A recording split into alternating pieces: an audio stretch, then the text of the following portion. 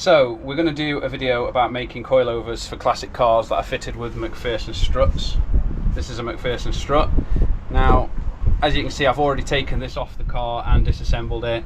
You've got the rubber spring seat that goes at the bottom, spring, spacer, and then at the top you have the top spring seat, your top mount bearing which goes on there, and then obviously your nut and washer, and you've got some bump stops. Once you've got all that stripped down, you need to take the insert out. So on this, these are off an SD1. On this, it's threaded, so you need to give it a good clean. Bit of WD-40 on there just to make sure it comes loose. And then this is threaded in. Now I'm going to get new ones of these because these are all troubled. I'm also going to get new shock absorbers because these ones are dead. So what you have to do is undo that collar as I've just shown you and get the insert out. So once you've got it to that point, I mean, you can take the disc off, but on a lot of cars with McPherson struts, the wheel bearing is on the spindle at the bottom there, so you have to take all the wheel bearing off. I'm going to try and get away without taking the wheel bearing off.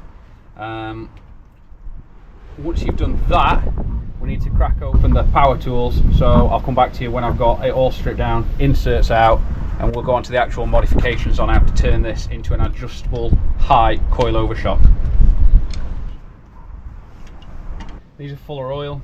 The ones that I'm getting are gas adjust, so it won't have this, but these are dead anyway. But basically, once you've taken that threaded collar out, you just need to pull the shock out. Now it can take a bit of pulling to get this out, but we'll get there.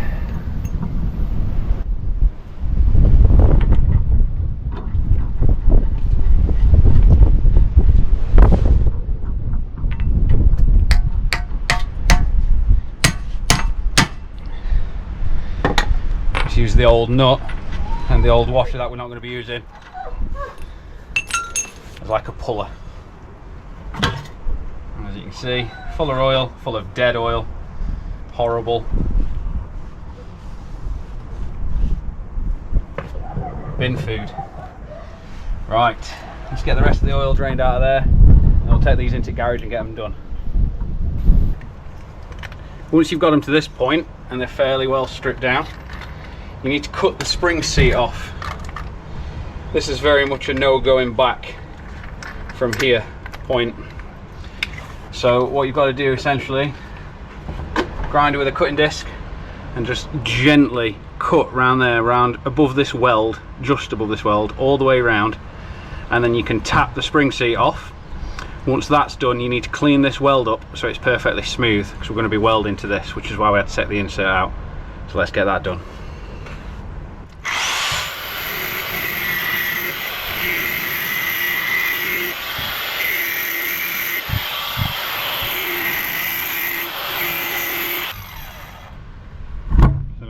See what we've cut all the way around. Now you need to take your time with this, do it a little bit, check it, do it a little bit, check it. So what we're going to do is just start tapping on it, see if it moves, see if we've gone through enough. If we haven't, we'll carry on, but this needs to be gradual. You really don't want to damage this. A little mark on it's not the end of the world, but you don't want to be damaging it.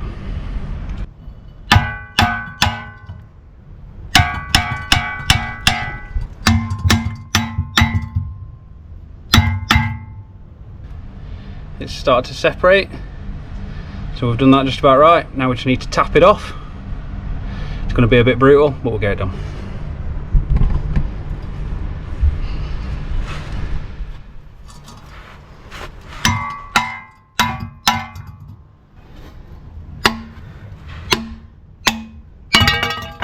And it's off.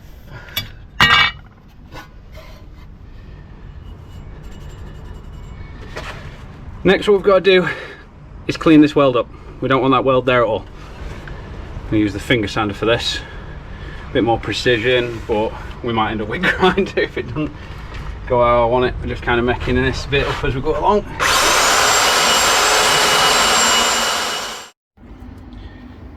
So once you've cleaned up the shock absorber and got rid of the weld, it should look something like that. I've cleaned it down to here because you need to weld it at both ends.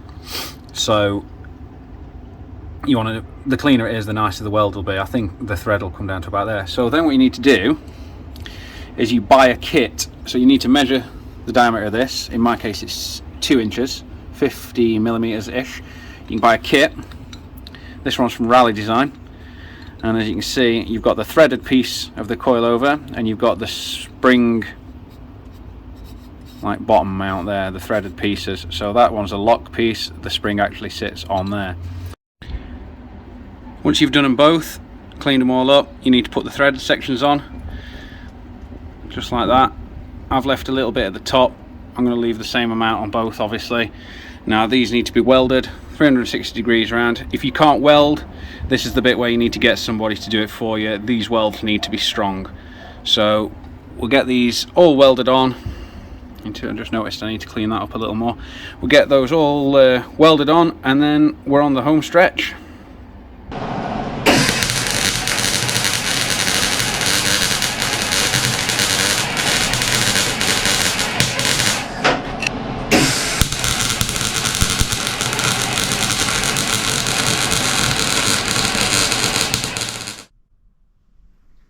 So one of the next things you'll want to do is sort out the top mount. So this is the standard top mount that comes in the Rally Design kit. This has got a, I believe, 10mm hole in the top. Now to fit onto the SD1 inserts, obviously check your own, but it needs to be 19mm. So we're going to drill it out gradually until we get a 19mm hole. This will then slot down over the top of the insert. We'll be able to get the top mount bearing on top of that, and then we'll be able to mount it all together. So let's get this drilled out to 19mm, and we'll be able to assemble the coilovers for the last time.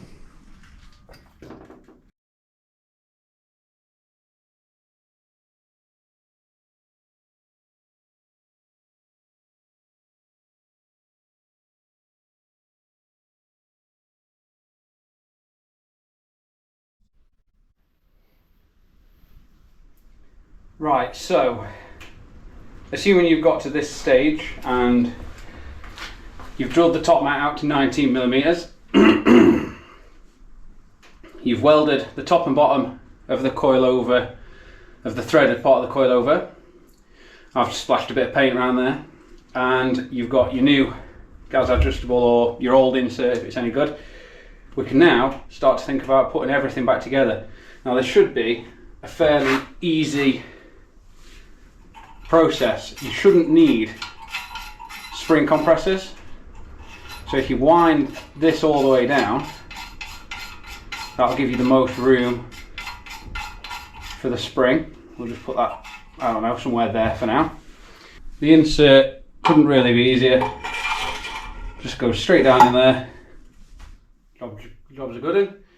Top cap. So I'm going to reuse the old top cap. They're no longer available, and I think when you used to buy the gas adjustables, you used to get some, like a nice alloy top cap, but they don't seem to supply them anymore, and I found that the thread portion was too long. So unfortunately for now I'm going to have to reuse them, but I will look at a better solution later. So then we simply thread in that back in. We've got to get that started, there we go. And then we'll thread that back in. So that's the top collar tightened up.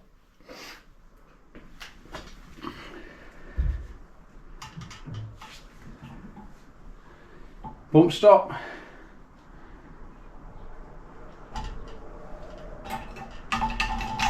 Spring. Top collar. You can see how much movement we've got in this spring. And then the old top mount. And then the washer and the nut. Let's get that done. And there we go. One Rover SD1 coilover, adjustable ride-out coilover. Applies to most cars with McPherson struts. Some of the dimensions might vary. Like I say, I drilled this out to 19mm, that's what the SD1's shock absorber insert is, but check yours. A lot of cars fitted with McPherson struts, a lot of Fords, a lot of classic BMWs. This is a pretty cheap way of doing it. I think the springs were about £30 each, £35 each. Coilover conversion tube was about 27, 28. Obviously became expensive when I had to put new gas adjustable inserts in, but if you didn't have to do that, happy days. So if you didn't have to do the inserts, you could bring it in for less than £100 a side, so potentially less than the cost of some Rimmer's lowering springs. Yeah, I'll leave links to where I bought the springs and where I bought the coilover conversions in the video description. This is just the way I've done it. I'm sure there'll be other ways to do it, but this is just done on a budget. This is a budget build for coilovers for adjustable ride height and now rebound on the front of an SD1. So that's about it for this one. If you like this video and want to see more modifications, daily driving, projects, etc., check out some of my previous videos and consider giving me a subscribe. It does help, and I'll catch you next time when we'll probably be fitting these to the car. Cheers.